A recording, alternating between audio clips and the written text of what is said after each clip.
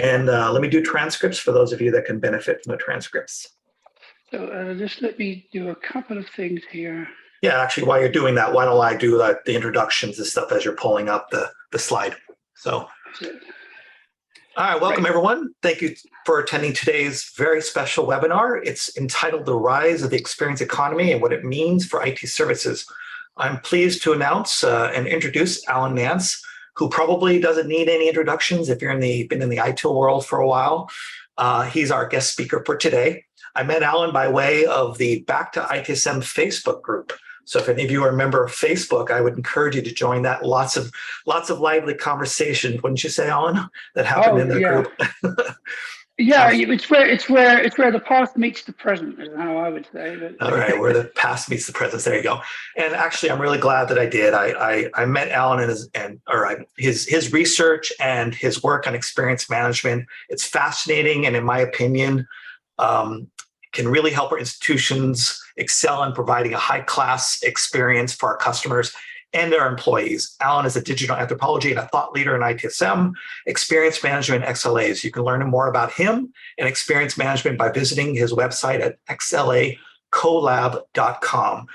Quickly, the format for today's event is going to be as follows. The presentation will last about 45 minutes or so, with hopefully some time left over at the end for Q&A. We will hold questions until the end so we can get through the presentation.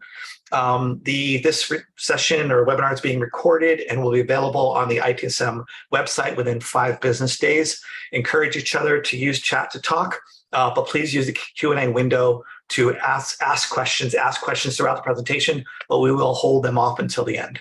So without further ado, I will hand it over to Alan. Cool. Can everybody see the slides? I think you're on the last page though, but yes, we can see the slides. Okay, good. Or is that the first page? The first page, right. Okay, gotcha. Well, thank you everybody for turning up, and thank you for the opportunity, Mitch and team, to talk to you about experience management. I think it's really important. You know, as Mitch said, I have spent a lot of time in the service management arena. I was one of the original founders of ITIL.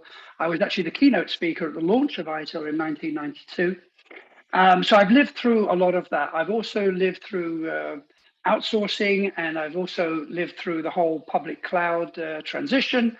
And the last 3 or 4 years, I've been very much focused on experience management.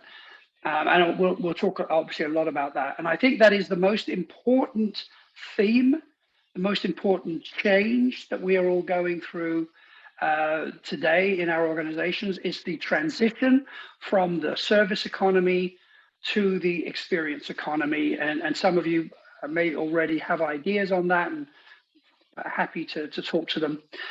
Because I wasn't quite sure what the background of the audience was, we've taken a broad approach to looking at it. We start off by looking at experience and why it matters.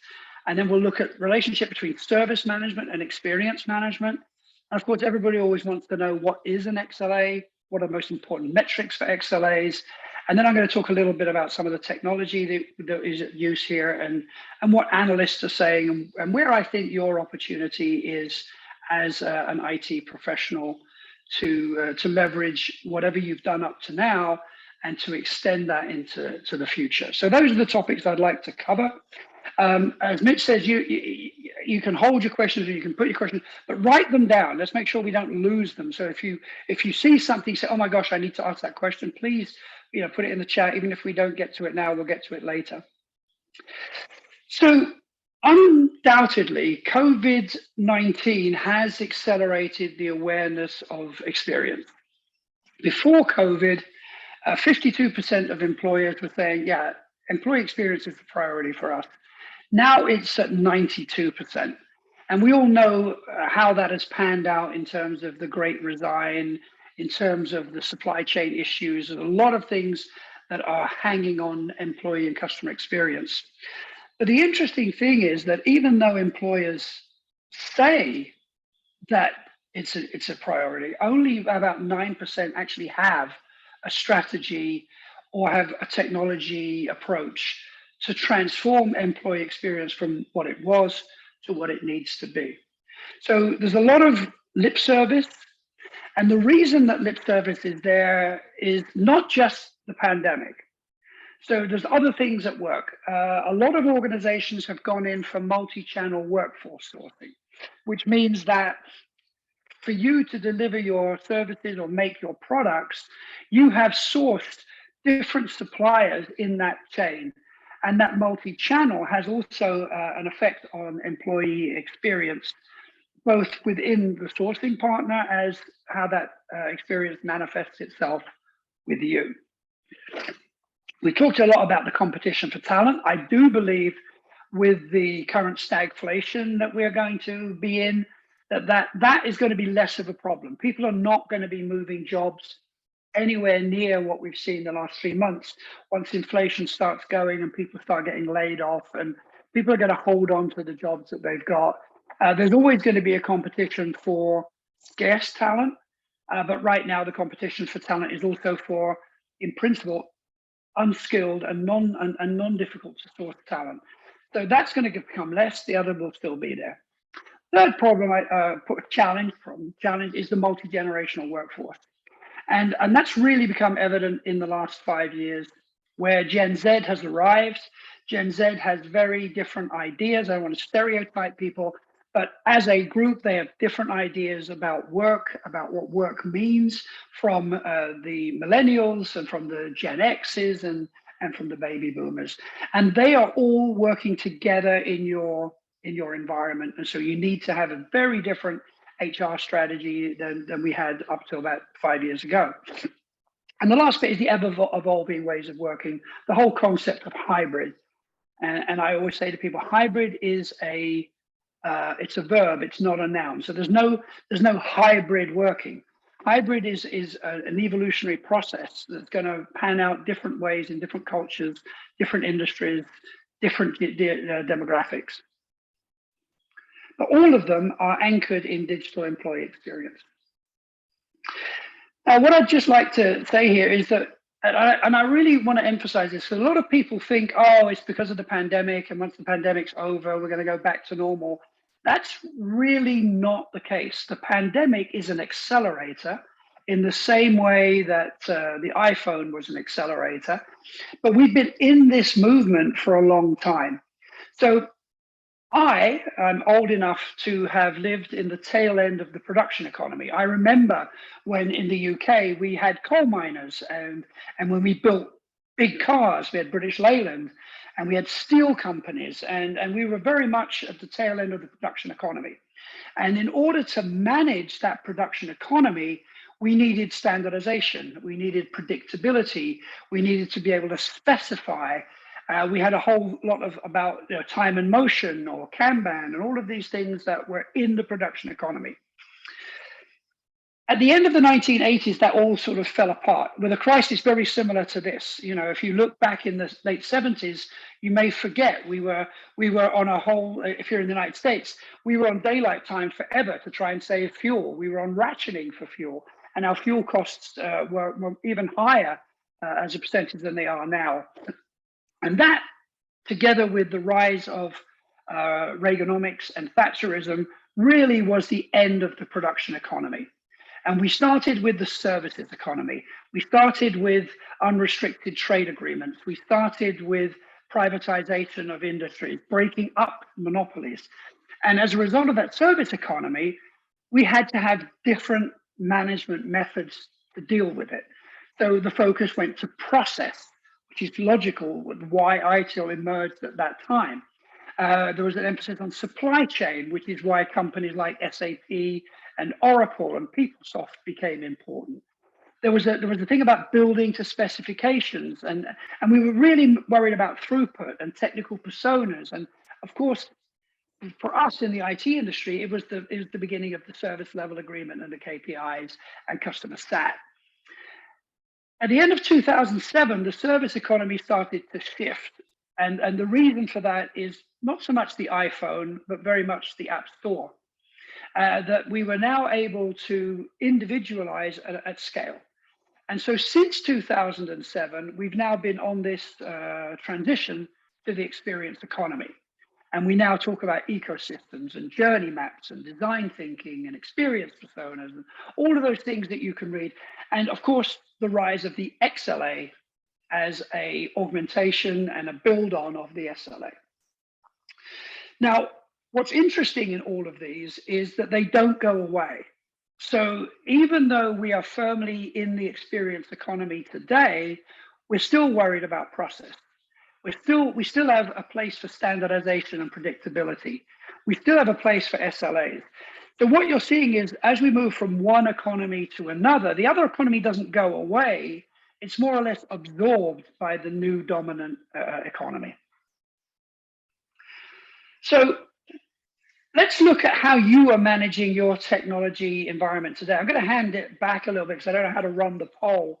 But we have a question for you all because we're trying to understand where are you in your own management evolution today within the EDUCAUSE environment. So I went ahead, Alan, I launched a poll. I'll give you a few seconds here to jump on the poll and respond. As it starts to taper off, I'll go ahead and end the poll, and then I can share it, Alan, if you want to talk on the results. That'd be a good time to do that. I'm always interested in where everybody's head is at, because that helps with the dialogue. Yeah, we're at about 83 people responding out of 124 attendees. So I'll just give it a few more seconds here. We're at about 96, 97. Looks like it's a pretty even split between the first two categories. Let's get to 100. One more person. All right, I'll go ahead and end poll then. And I'll share the results. You should see them on your screen, Alan. Okay. Now, this is exactly what I would imagine. So this is great. So you are a representation of the America that I've seen over the past 6 months. And it's important. A couple of things that are important for me on here. First of all, I tend to rabbit on about moving from SLAs to XLAs. And I forget that over half of the population do not have SLAs. So they're sitting there thinking, well, it's all very well for him to talk about moving off of SLAs. I don't even have SLAs. Now, the good news is that may not be an issue. It may not be an issue. You will still need to create SLAs, but when you don't have them, you can be much more precision guided about it than we would have been in the last 20, 30 years. I'm excited that the 57% that have SLAs, and obviously I'm a little disappointed that we have 0 people who have embarked on the XLA journey. So I'm hoping that you will, at the end of this, you'll understand why I think you need to be thinking about it and maybe taking baby steps down that route. Is there anybody who wants to say anything before I move on? Is there any immediate, because I want to keep everybody with you, and because I can't see you, I don't want to lose you as I go through this, because I do tend to go quite fast. And I'll keep track of what's coming in Q&A. And at the end, if we have time and people want to hang out and you've got time, Alan, maybe we can then take people off of mute and have them address their questions to you. Absolutely. Absolutely. So you think we're okay, Mitch? Yeah, I think we got the final poll results. Looks like an even split. You can advance now if you want. That's the slides. Okay. Now, so when we are talking about SLAs, and even when we're not talking about SLAs, in IT services, we tend to focus on 3 things: the absence of error, the efficiency of our process, and the effectiveness of people. And we tend to think, and even if we haven't done it explicitly, we tend to think if we're good in all 3 areas, that our experience, the experience that we're providing, should be pretty good. And you can see this when we look at CSAT questions. The CSAT questions tend to be around these 3 things. Did we make errors? Did we do what we were supposed to do? Did we do it on time? And would you hire the person that helped you to do it? But as I said, none of these things are indications of how people feel about us. So how can we take control of the experience that we are measuring? So let's look at experience management and the passage to it. And let's start off by what is it? Because there's this famous statement, and you may have seen it in different forms. It's been attributed to a number of people, but the original person was a Mormon theologian, Carl William Boehner, who wrote this in 1971. People will forget what you said, they'll forget what you did, but they will never forget how you made them feel. And that is the crux of experience. And it is the crux of what's wrong today, because what we do measure is what we said and what we did. And what we tend not to do is how do we make people feel about that in the process. So quite simply, experience is how someone remembers an event and how it makes them feel when they remember the event. And that's important because we're dealing with memories and interpretations in experience management. So the art and science of experience management is a little bit different to the science of SLAs. And we'll come back to that in a second. And how do we build memories? Well, Jerry Bullmore has this fantastic, he's actually a marketing guy. He has this amazing statement that we build our perceptions of experience like birds build nests from the scraps and straws that we chance upon. And I love this because every nest is different depending on what the bird could come across. And what it also talks to us about is cumulative moments over time. A nest isn't built in one go. It's built with scraps and it builds up and up and up and it becomes more robust and it gets stuck together. And today, though, when we look at where we are, we tend to focus on transactions as the moment of truth. So was this service call to your satisfaction? Did this help desk person do what they were supposed to do? Did you enjoy your car rental? When really, in most relationships, it is the cumulative effects of multiple transactions that are much more impactful. And within the experience optimization framework, we call these the cumulative moments over time. So the first thing I want you to kind of write down is cumulative moments over time, because that's going to be something that you're going to have to think about when you're starting to craft your experience management journey. And let's give an example of this. So if we go to a restaurant, and I'm going to use my Gen Z kids as the focus group. How do we decide what restaurant we want to go to? Well, we do research and we go to Yelp or we go to Insta or we go to our friends or somebody pushes something to us. So we're made aware of a restaurant and we need to go there. The first hurdle that we're going to evaluate is the ambience, and it starts outside. So my kids will not go into any restaurant under any circumstances that's empty. They are much happier standing in a queue for 15 minutes because to them, that is reassurance that this is a good place to go. So that's the first thing. Is the ambience okay? Then the next thing is the wait staff. Now, when the wait staff come up to you, we will have ideas of what we want them to tell us. They want to give us water. We expect to be recognized. We expect them to tell us what their name is. Maybe they're going to give us menus. And then we have to get through that hurdle. Do we like the wait staff? Are we feeling good about that process? And then we move on to the next one, which is the menu. Again, I have Gen Z kids, which means we go straight to gluten-free, vegetarian, lactose-free, selections, basically. That's where we're going. And if at this moment in time, even though the initial brand, the ambience, and the wait staff are all perfect, if that menu, for instance, they've cancelled the vegan option, we're leaving the restaurant at this point. Even though those other 3 transactions may have been perfect, we're leaving the restaurant. Then, of course, we get the back of house, which is really all the food preparation, how well it goes, what the food looks like, tastes like, smells like, how it's presented to us. Great. And then, of course, we have the amenities. And I don't know how you evaluate. I am very heavily influenced by the amenities. If I go to the restroom and it is disgusting, I'm going to leave. I'm done. I'm not going to wait for the food. In fact, I tend to go to the amenities before we order, so I can at least get some sense of the standard of cleanliness in the places that we can see.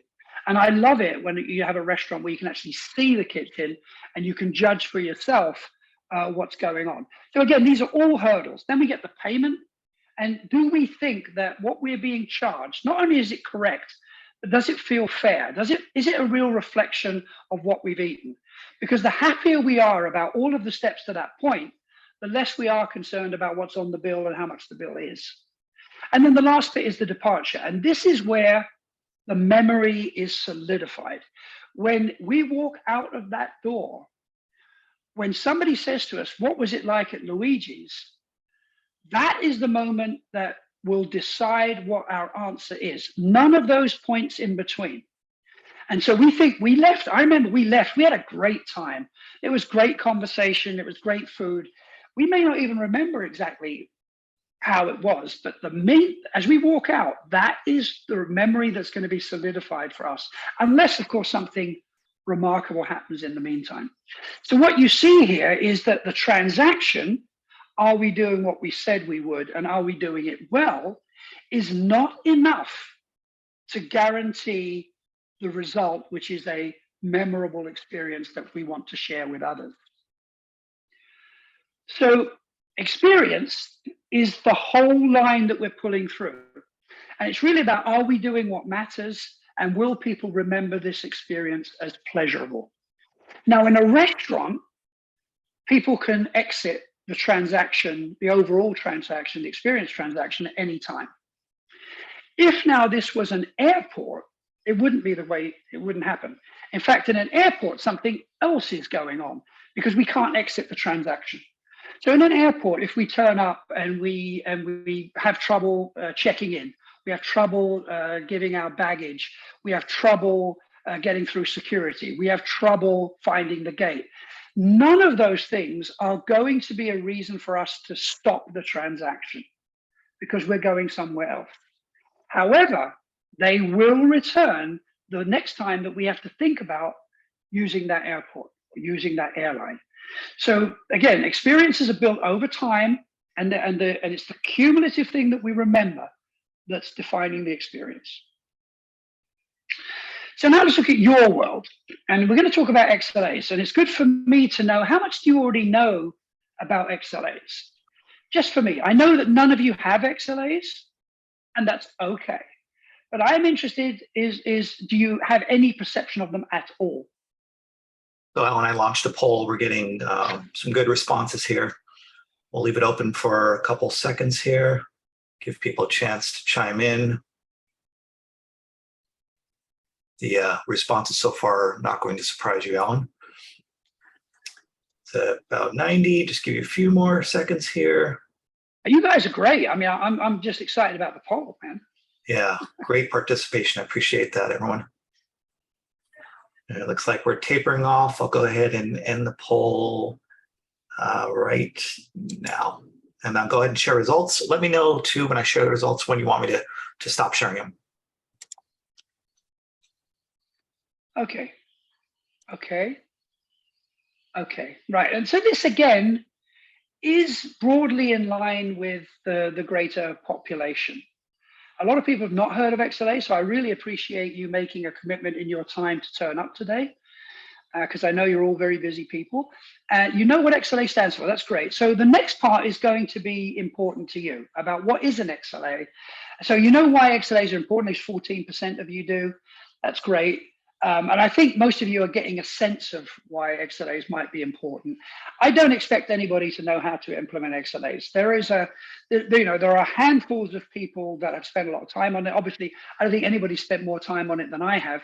But there's a lot of people out there that are like at Unisys and places like ABN AMRO. There are places doing it, but I do not expect people to know how to implement XLAs off the bat. Good. Okay, let's move forward then, Midge. Now, there are three definitions that are in the experience management optimization framework, and they will help frame what we're trying to do. The first is a staged experience, and this definition comes from the work of Pine and Gilmore, and they wrote the Experience Economy book back in the 90s. And they say a staged experience is when an organization intentionally uses services as a stage where employees are the cast and products are the props to engage people in a way that creates a memorable event. And I see no reason to change that. And the best example of the staged experience, which is for all of us still the gold standard, is Disney. When Disney thinks about staging an experience, they really are bringing together services, employees, and props in a way that makes you excited about it. And what I always say is that the thing that amazes me about Disney is that they can make hundreds of people stand in a queue for 45 minutes in 90-degree heat, buying $17 Cokes for a 3-minute ride. And that's not coincidence. It's not like, oh, let's just see how it goes. They have thought that thing through. They've thought through what the memorable experience needs to be at the end of it. They've thought through how the employees are going to play their role. They've thought through the products that are going to be part of that and the services that are staging that. For a lot of people, that's the easiest thing to remember when we're talking about a staged experience. But a staged experience only becomes a defined experience when it has been detailed out in what we would call an XLA stack, an experience stack. So that means that not only do we have the memorable event that we're targeting, but we actually know how the sentiment is going to be delivered and measured, how the operational activities are going to be measured, how the KPIs are going to be measured, and how we're going to continually monitor that to make sure that we deliver the experience that we have promised. And that's where the XLA comes in. So the XLA is a commitment to creating a defined experience using experience indicators. That's where it fits. And you can see immediately that an XLA has very little to do with an SLA, but it does depend on SLAs, and SLAs are the foundation of an XLA. So let's look at why that is the case. Now, everybody knows what an SLA is, right? It's a contractual agreement between a provider and a customer that identifies technical services required and the expected performance of those in the form of KPIs. And remember, we created service level agreements as part of the service economy, and specifically with the rise of outsourcing.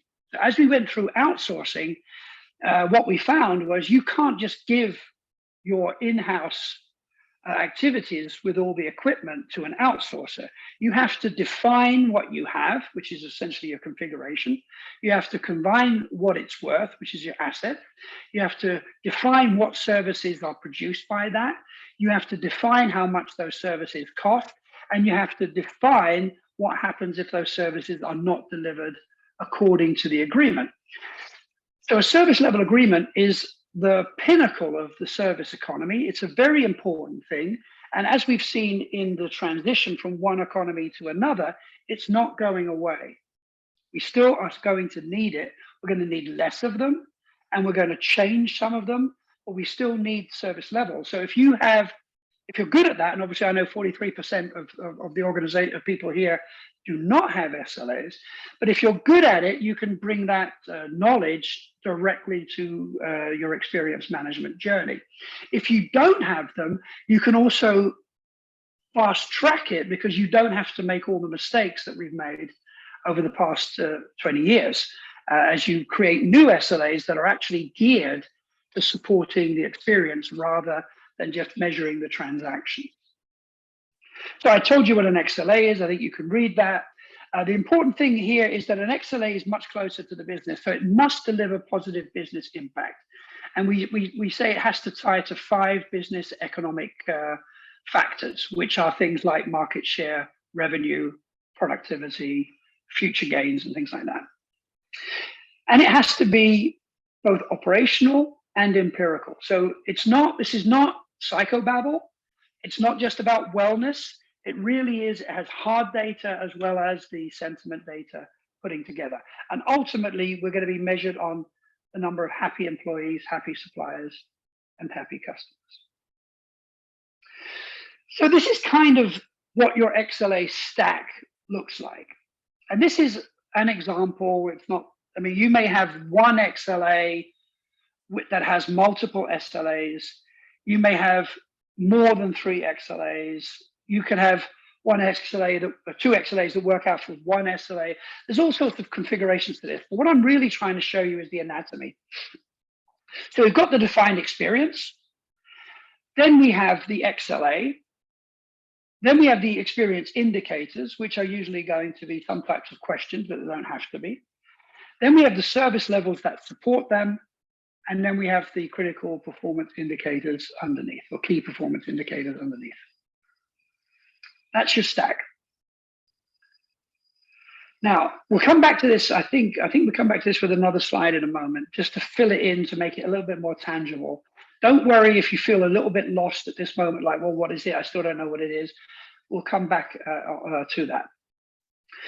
Here's the difference between an SLA and an XLA for people who like lists and compare and contrasts. The biggest, most important thing on here for me, for you as members of the IT services community, is the last one. Understand that most of the SLAs, for the 50% of people that do have SLAs, most of those SLAs are going to be very old. They may not be old in your mind, but they're going to be very old. The average SLA is around 21 years old, unchanged, which means that most of the SLAs that we're using today are pre-Instagram, pre-iPhone, pre-everything pretty much.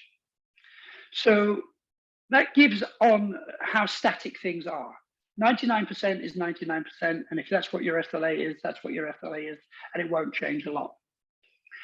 An XLA, simply because human beings are self-programming sensors, that's a quote from Sami Kallio, the CEO of Happy Signals, means that we're going to change. They're always subject to the gravity to average. People will always discount what they had yesterday. So if you remember the first time you saw a Tesla, you probably thought, oh my God, this is amazing. It's got a big iPhone in it. It's quiet. It's comfortable. It's got these doors that do amazing things. Today, most of the taxi population in Europe are Teslas. So that you're not going to get that type of OMG experience anymore. Same with food. If my favorite food happens to be shepherd's pie, but if you give me shepherd's pie every day, by Friday, I'm done with the shepherd's pie already, okay? Machines don't think that way. So we have to be, with XLAs, the life cycle of an XLA is going to be shorter. It may only have a fixed duration, and it's going to be something we have to manage all the time. And the rest of this you can read on your own time. So as I said, the key takeaway is that the operational data that we have today, even if you don't have an SLA, is around notions of failure. But what we don't know is whether it matters. Did it matter that the system was down? Did it matter that the availability was 98 instead of 99? Does it matter that people had to wait 10 minutes on a service desk call instead of 8? Does it matter? Does it matter that your NPS is plus 33 instead of plus 35? Does it matter? And all I can tell you again is absence of error is not experience. So if current metrics are not enough, what should you be measuring? Well, let's go back to this transition of economies. And I've chosen 3 measurements that are rooted and created in those economies. So the first is ROI, return on investment. ROI is the fundamental measurement used in the production economy. Why? Because in the production economy, we are predominantly replacing human labor with capital, and we need to return on the investment. So ROI, and many of you may still be using ROI today when you're talking about a tool or a product or an infrastructure investment. That's still a thing, even though the production economy is long past. Service economy, because you're now talking about different processes, it's about the time value of money, which is really, if I invest so much money, what is my return over time?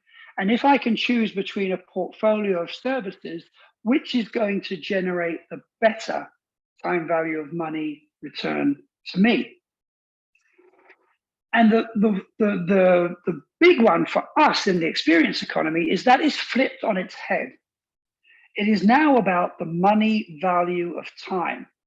So if I invest time into this relationship, into this product, into this service, what is that worth to me? Is it a good use of my time? Is it a good use of, does it generate value from the time that I've spent on it?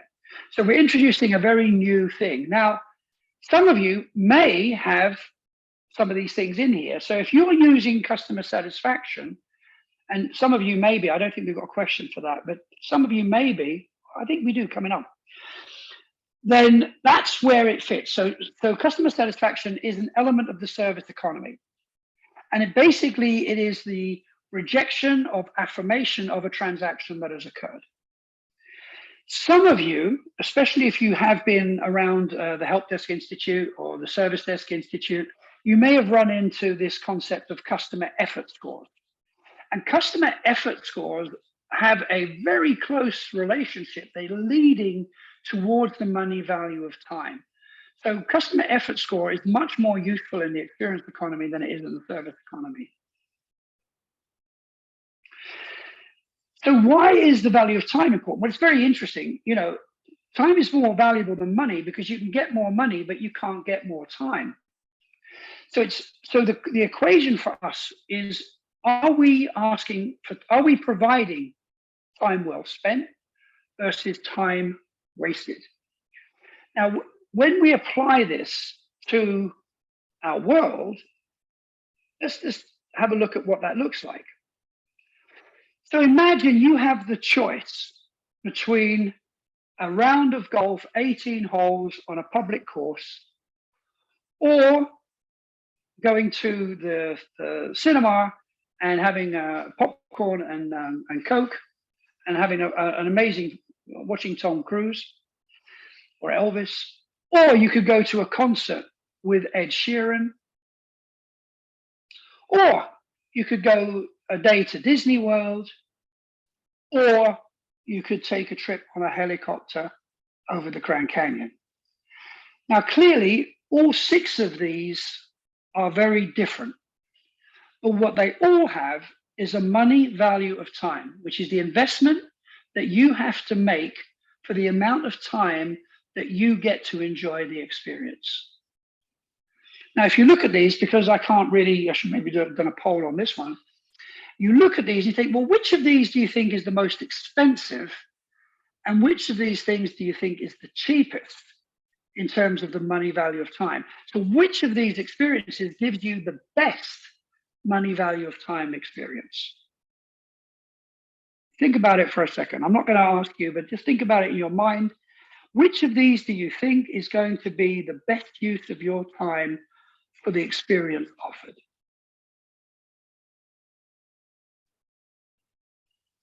I should really have a poll because I want to know. Yeah, this is what too. Yeah, so this is what it looks like.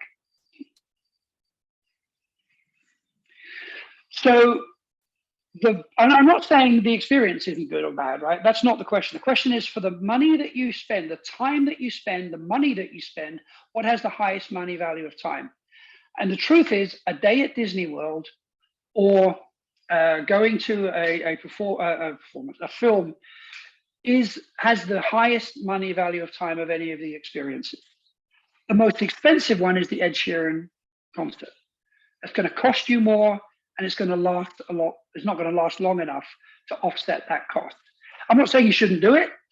People do. He's sold out. So it's not about the choices that you should make. It's just understanding where you are. Now, Disney understands this extremely well.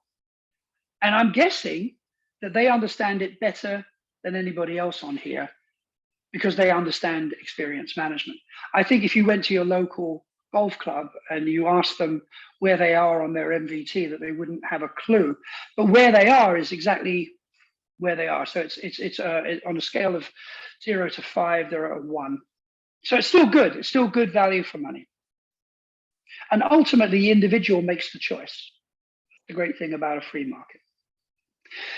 Now, the question then arises, where are we in our money value of time? So if you look at our service desk and you look at our break fix, for instance, We charge quite a lot of money for that. So where do you think we should place ourselves in terms of our money value of time? I'll let you think about it, but I'm going to tell you because we're not set up to be interactive. We're at 1.95 for service desk and 0.06 for break fix.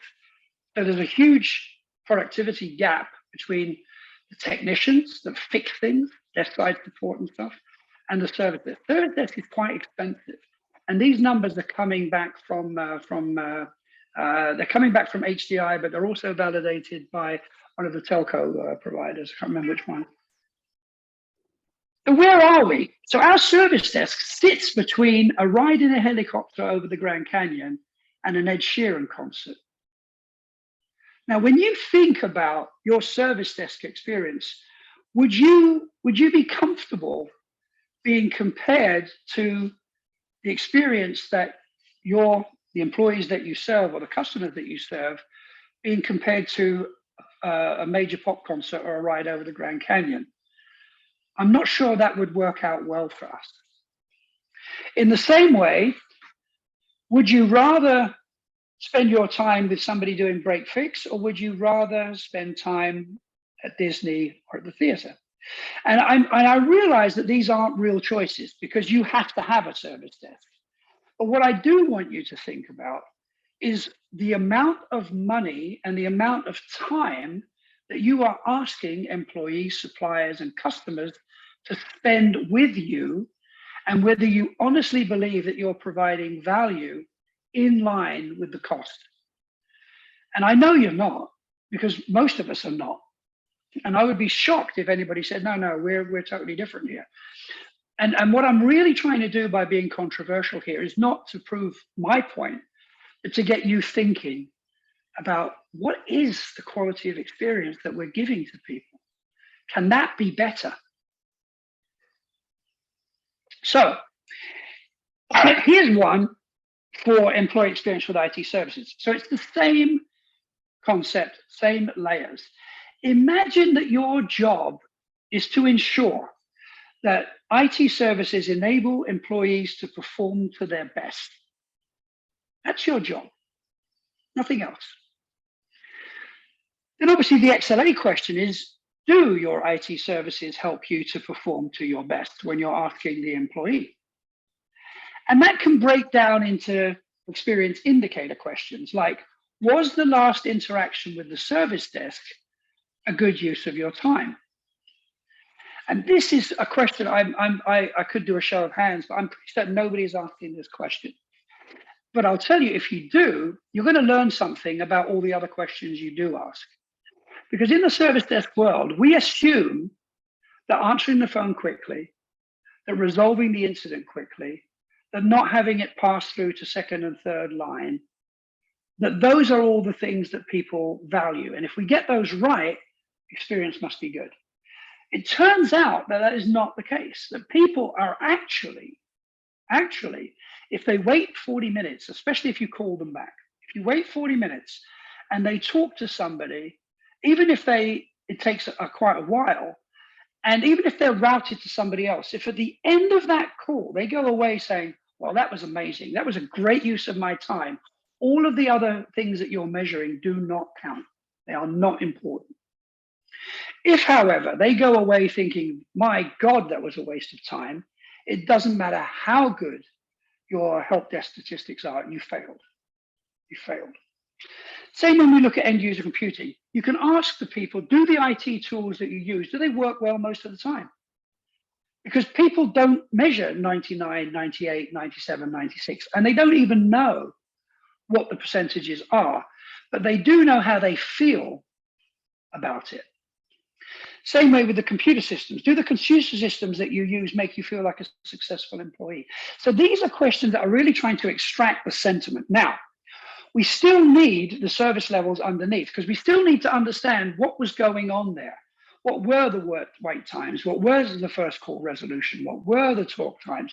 So all of those things are still important for our general understanding of how we can pinpoint this issue. But overall, the types of questions that we want to ask in the experience economy are very different to the types of questions in the service economy. Now, the questions you're asking in the service economy in your CSAT today could still be very important for you in order to run a service desk. So understanding how people feel about the help desk specialist, understanding how people experience the wait times, all of those things could still be important, but they're really more about workforce management than they are about delivering the experience that's memorable for the employees.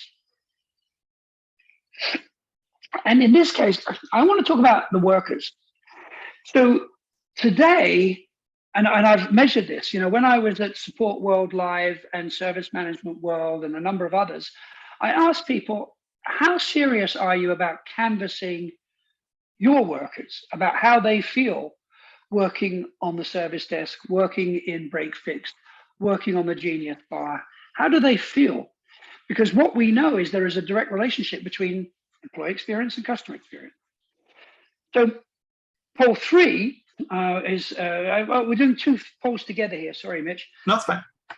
Let's start with the voice of the customer. I want to know if you have a voice of the customer, which is really your CSAT survey for many people, if you've got one.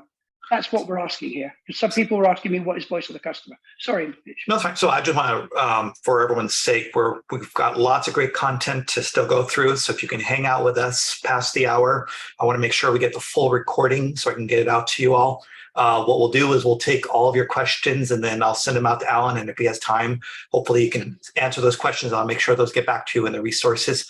And the last thing I want to say is that we have an open house immediately following this. I'll send out the link in the chat. And Alan, if you've got time and want to join us for this just open conversation, I'll include that link so you can join us as well. So yeah, if you can stay on, that'd be great. I want to make sure we get the full recording out to everyone. So I have poll 3 and poll 4 separately. So I'll open up poll 3, Alan, and when we're done with that, then let me know when we can go on to poll 4.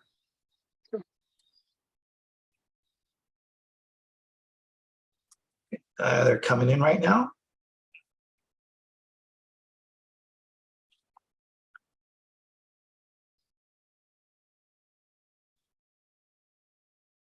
Give a few more seconds here for people to respond.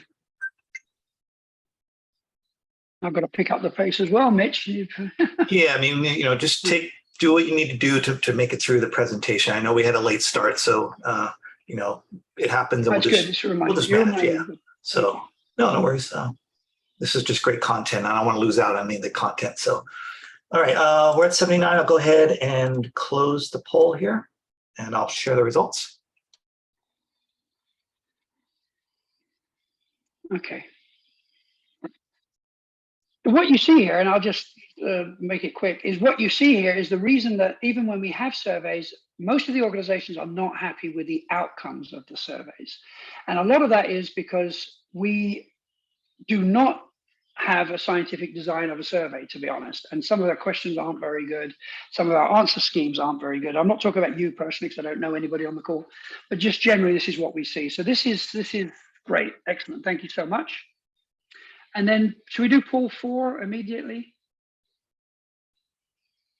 You should see poll 4, or the responses should be coming in. I see. Well, some of the people won't need to answer this because they already told us they don't do anything. True. All right, looks like we're come up here, 40 responses, keeps climbing. Appreciate everyone's patience.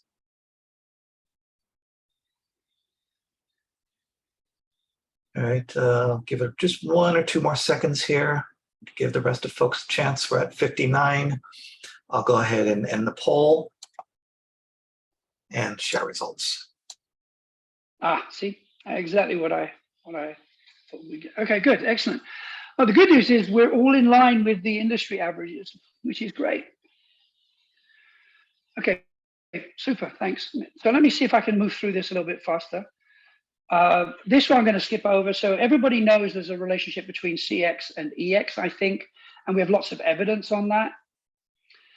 This was the caring for the care workers. So just, you can read this later. What I've done in here, I've dropped in 3 questions that I would like you to think about asking your own people, your team, at the end of every day, and make it red, amber, green, so that people can say yes or no.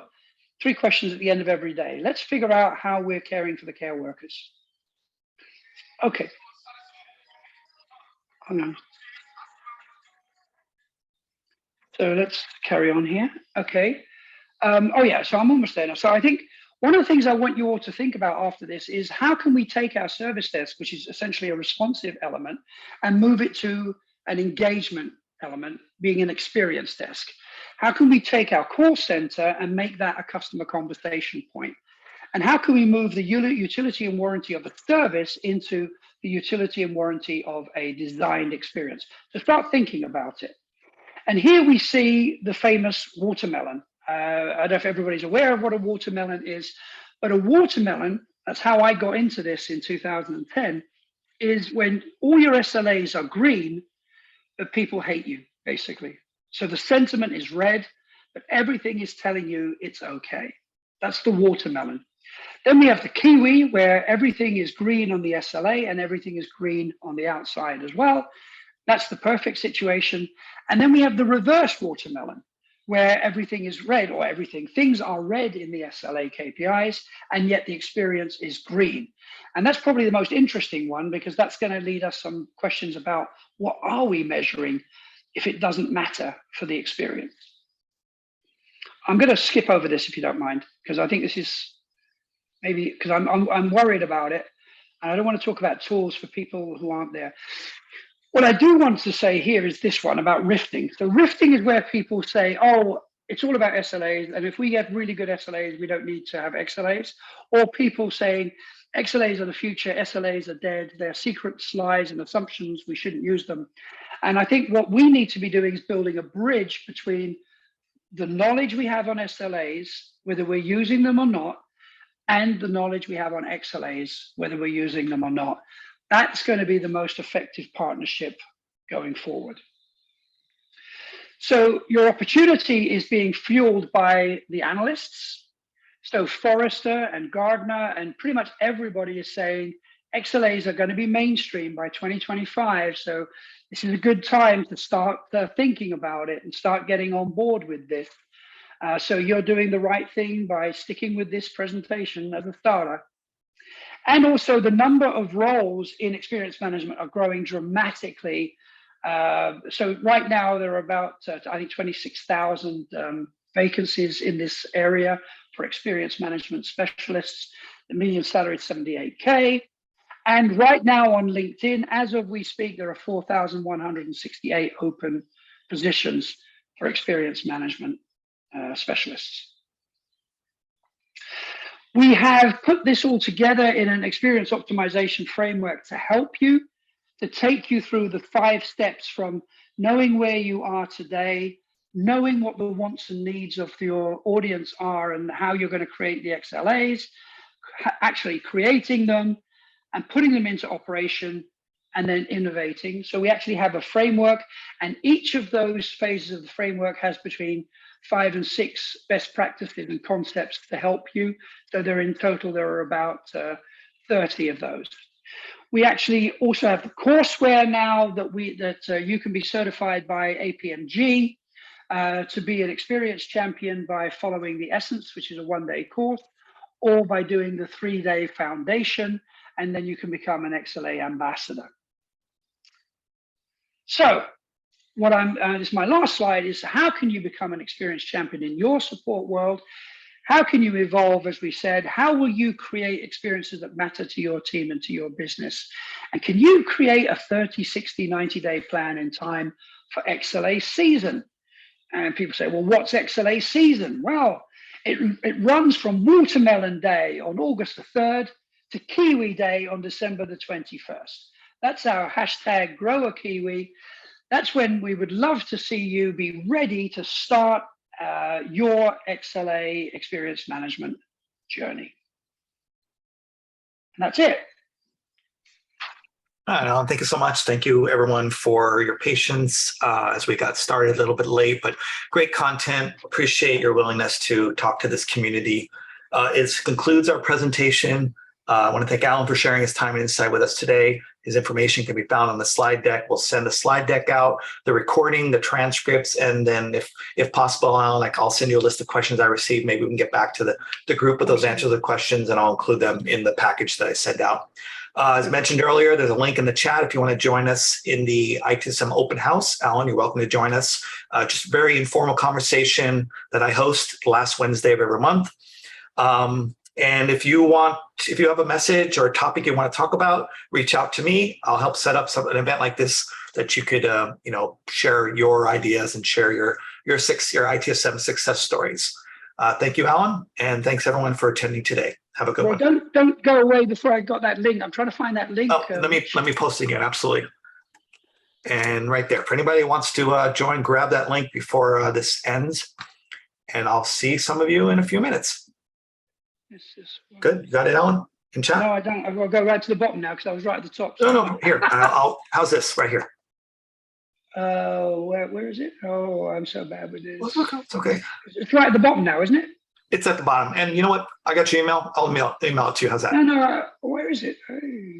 Wow, you had a lot of chat on here. My goodness. No, it's been great. Yeah. So. Here you go. Thank you, everyone. Where is it? This is it, right? This is the one here? Yeah, the usc.zoom.us. Okay, I will go over there and then, great. Thank you so much. All right, thanks everyone. Have a good day.